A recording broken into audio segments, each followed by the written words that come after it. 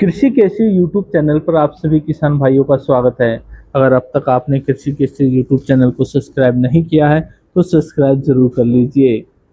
अब हम बात करते हैं केंद्रीय मंत्री नितिन गडकरी की। केंद्रीय मंत्री नितिन गडकरी गन्नौर में डीआईसीटी से उत्तर भारत के पहले commercial electronic truck battery swapping और चार्जिंग स्टेशन का उद्घाटन करने के लिए पहुंचे थे, परंतु इस दौरान उन्होंने किसानों को लेकर एक ऐसा एक्शन प्लान बनाया जिसके बाद किसान अन्नदाता के साथ साथ ऊर्जादाता भी बनेगा। तो जानिए नितिन गडकरी ने क्या कहा। मैं किसान हूं और हरियाणा में किसान बहुत अच्छा काम कर रहे हैं। किसान अन्नदाता है। अब हमने ये तय किया कि किसान केवल अन्नदाता नहीं रहेगा, किसान ऊर्जादाता होगा, किसान ईंधन दाता होगा, किसान बिटुमिन दाता होगा, किसान हवाई ईंधन दाता बनेगा और किसान हाइड्रोजन दाता बनेगा। मैं केवल हवा की बात नहीं कर रहा हूं। आप जिसको परली कहते हैं, राइस स्ट्रॉ, उससे हमने बिटुमिन बनाया है और सेंट्रल रिसर्च रोड ऑर्गेनाइजेशन और प्राज इंडस्ट्री ने नागपुर जबलपुर नेशनल हाईवे पर पहला 1 किलोमीटर रोड, ये जो परली से बायो बिटुमिन बनता है, या हरियाणा और पंजाब में 5 टन ऑफ परल is giving 1 ton of bio CNG. ऐसे अभी देश में 400 प्रोजेक्ट आ रहे हैं, जिसमें से 90 शुरू हुए हैं। उसका बाय प्रोडक्ट लिग्नन है और लिग्नन जो होता है वो बिटुमिन में 35% लिग्नन बिटुमिन में ऐड किया जा सकता है। और ये जो नागपुर जबलपुर पर पहला 1 किलोमीटर रोड बना, उसमें भारत सरकार की the central research road organisation जो फरीदाबाद में है, जो रोड की अथॉरिटी है, उन्होंने सर्टिफाई किया है कि this road is prove to be better than petroleum bitumen. अब हमारे देश में 50 लाख टन केवल बिटुमिन की कैपेसिटी है और रिफाइनरीज की, और हमें करीब आज 98 लाख टन बिटुमिन लगता है। 50 लाख टन हमको इंपोर्ट करना पड़ता है और परली जलाने के बजाय हम अब बिटुमिन बना सकते हैं। दूसरी इंपॉर्टेंट चीज है कि मैं आज जिस इनोवा गाड़ी में बैठकर आया हूं, वो टोयोटो कंपनी की इनोवा गाड़ी है जो बाहर खड़ी है। मैं 1-1.5 साल से उसका उपयोग कर रहा हूं। वो गाड़ी ब्रोकन राइस से, मक्के से, शुगर के जूस से, मोलाइसिस से, परली से, बाम्बू से जो बायो इथेनॉल बनता है उसके ऊपर चलती है।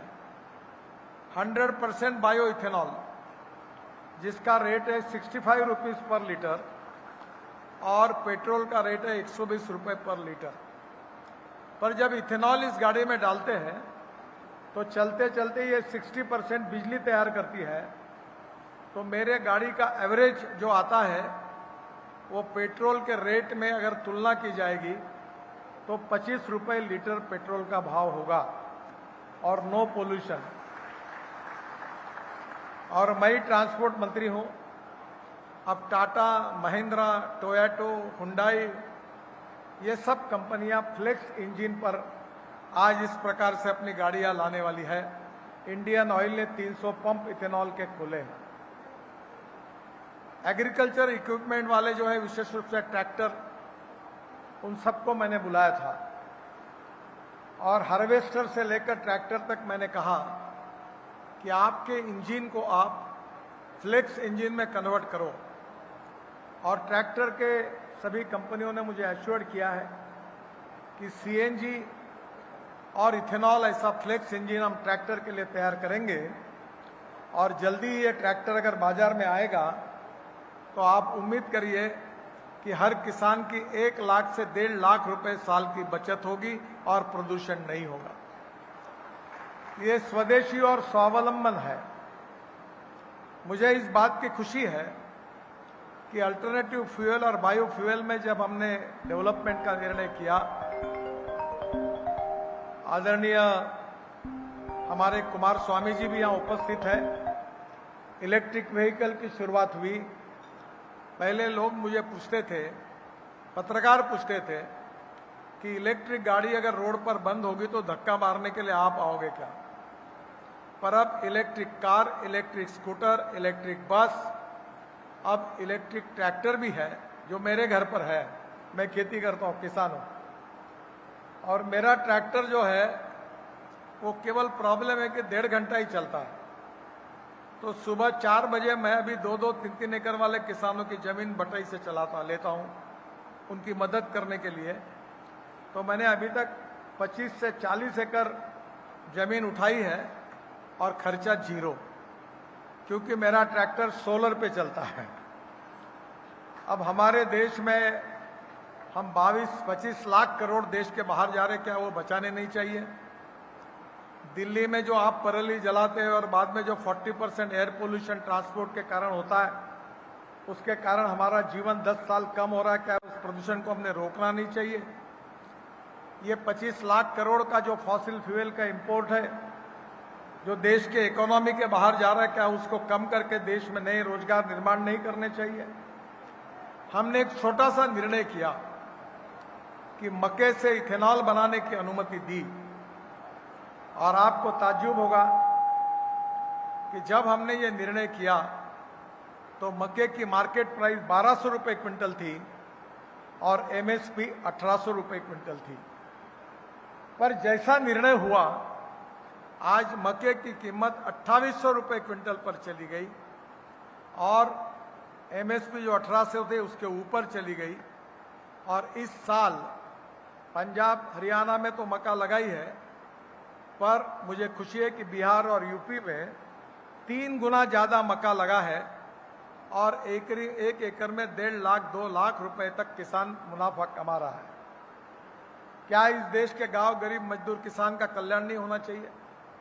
केवल एक मक्के के निर्णय के कारण 45,000 करोड़ रुपए उत्तर प्रदेश और बिहार के किसानों के जेब में गए, क्योंकि हमारी समस्या यह है कि चावल सरप्लस, शुगर सरप्लस, मक्का सरप्लस था, और एक प्रकार से आज हम ऐसे इकोनॉमी में हैं कि किसान की जो फसल तैयार होती है उसका भाव तय करना मुश्किल है। हम ग्लोबल इकोनॉमी में हैं।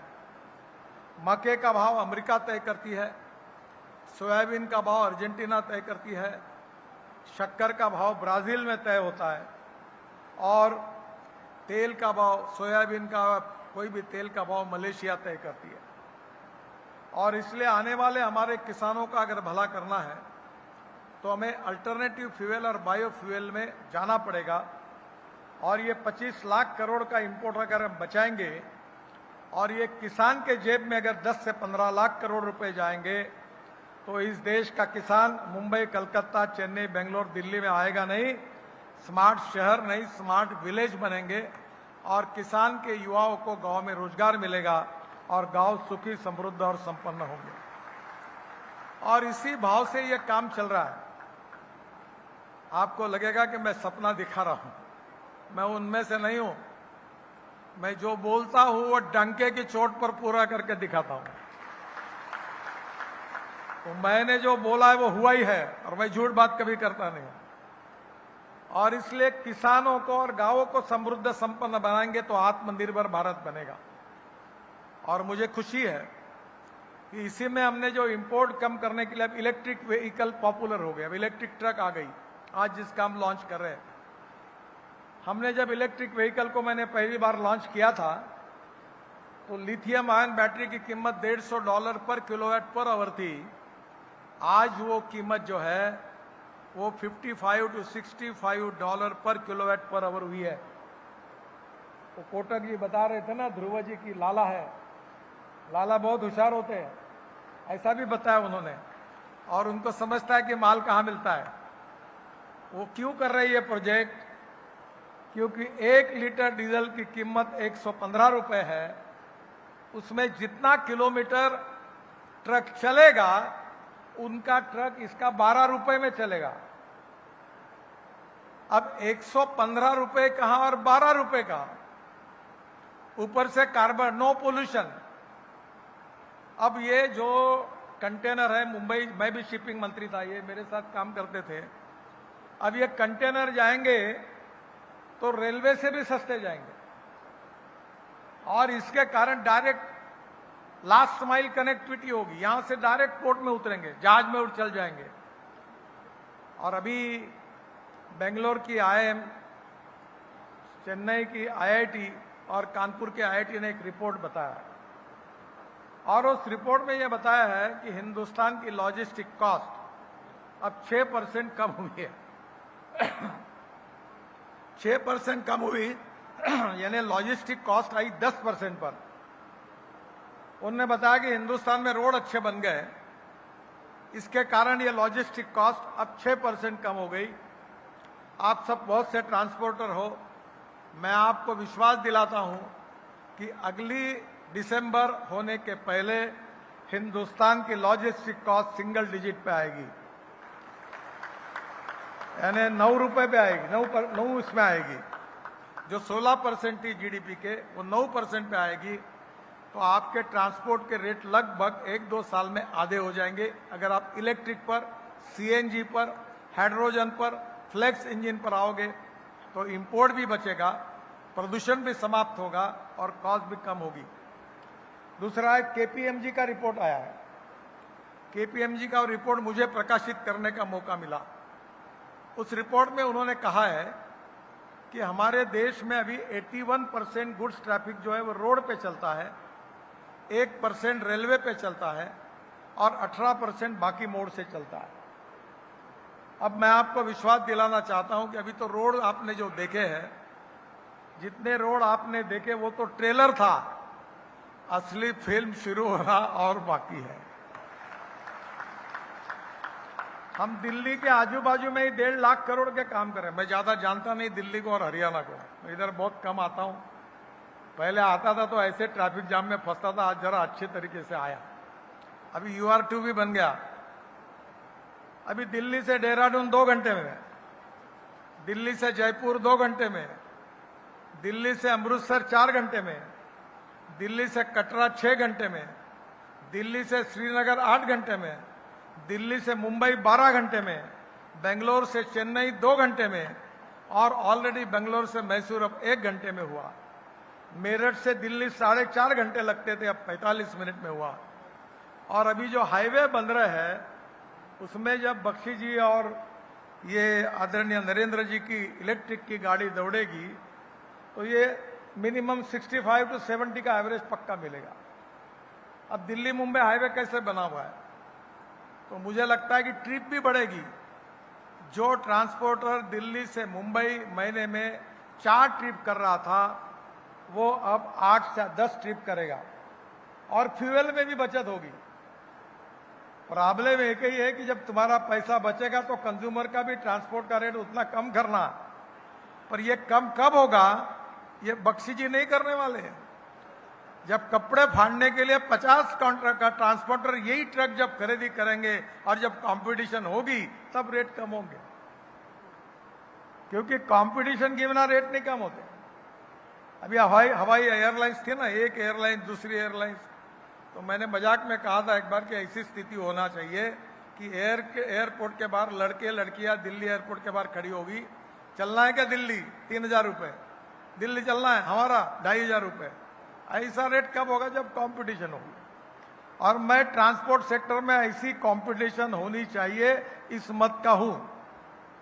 और इसीलिए अब वॉल्वो, बाद में टाटा, लेलैंड, IPCL, IOCL, रिलायंस, इन सब से हम पहला हाइड्रोजन ट्रक के ऊपर हमने प्रोजेक्ट चालू किया। 10 रोड है और टाटा के मैंने 3 ट्रक हाइड्रोजन फ्यूल सेल पर चलने वाले, 2 हाइड्रोजन फ्यूल सेल पर थे और एक IC इंजन, डीजल और पेट्रोल इंजन में हाइड्रोजन डाल के चलता है।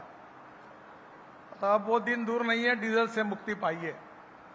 ये डीजल, पेट्रोल और गैस से मुक्ति पाइए, स्वदेशी स्वावलंबन का रास्ता अपनाइए, हिंदुस्तान के इंपोर्ट को कम करिए, प्रदूषण से मुक्त करिए और आपके जीवन में आपका 10 साल से लाइफ बढ़ाइए।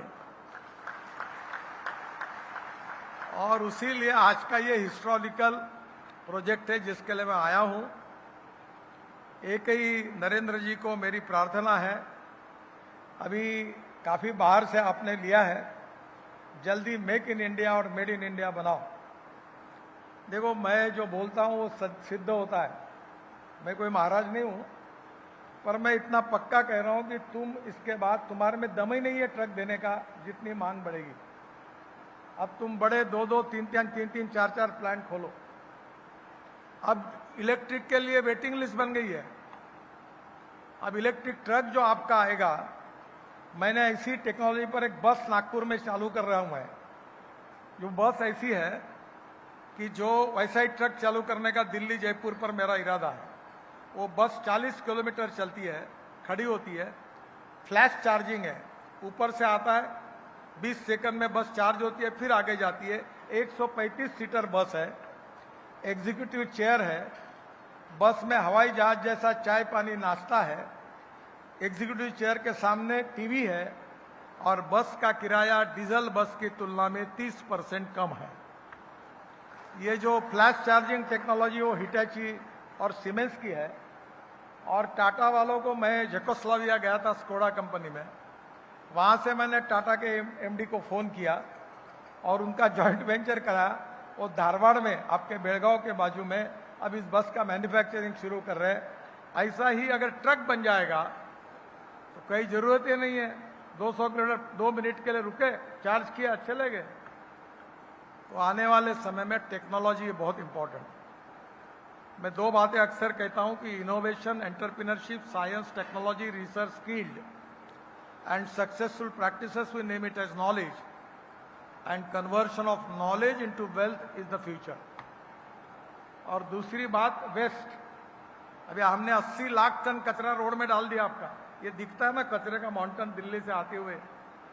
अब इसकी हाइट कम करके 2027 तक हम देश का पूरा कचरा रोड में डालने का प्लान हमने बनाया।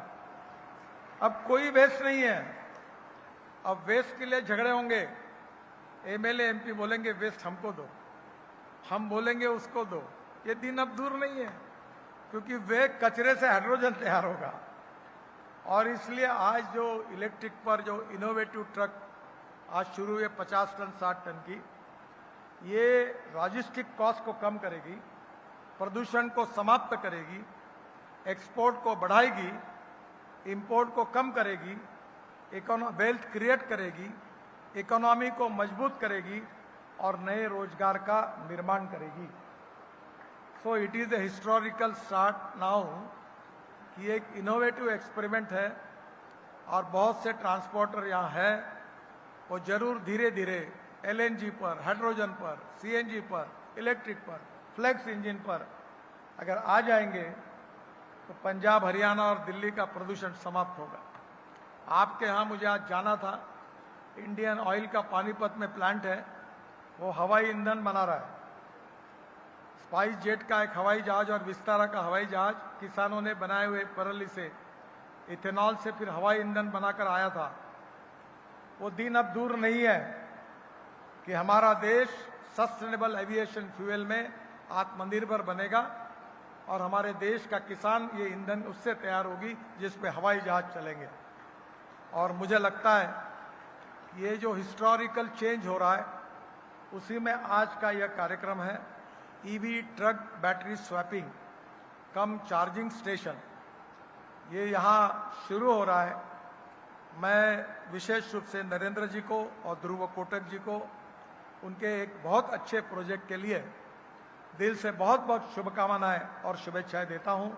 और इसीलिए शुभकामनाएं देने के लिए मैं स्पेशली यहाँ आया हूं और आप सब ट्रांसपोर्टर को ये कहूँगा कि जल्द से जल्द डीजल से और पेट्रोल से छुटकारा पाइए और नए ऑप्शन को स्वीकार करिए। नहीं तो तुम्हारा ट्रांसपोर्ट का भाड़ा होगा 10,000 रुपये और इनका होगा 6,000 रुपये, तो तुम्हारे से लेगा कौन माल? कोई नहीं लेगा। तो समय के पहले सुधर जाएंगे तो आपका भी धंधा अच्छा चलेगा। बहुत बहुत धन्यवाद। फिर से एक बार ध्रुव और नरेंद्र जी को बहुत बहुत शुभकामनाएं। नमस्कार।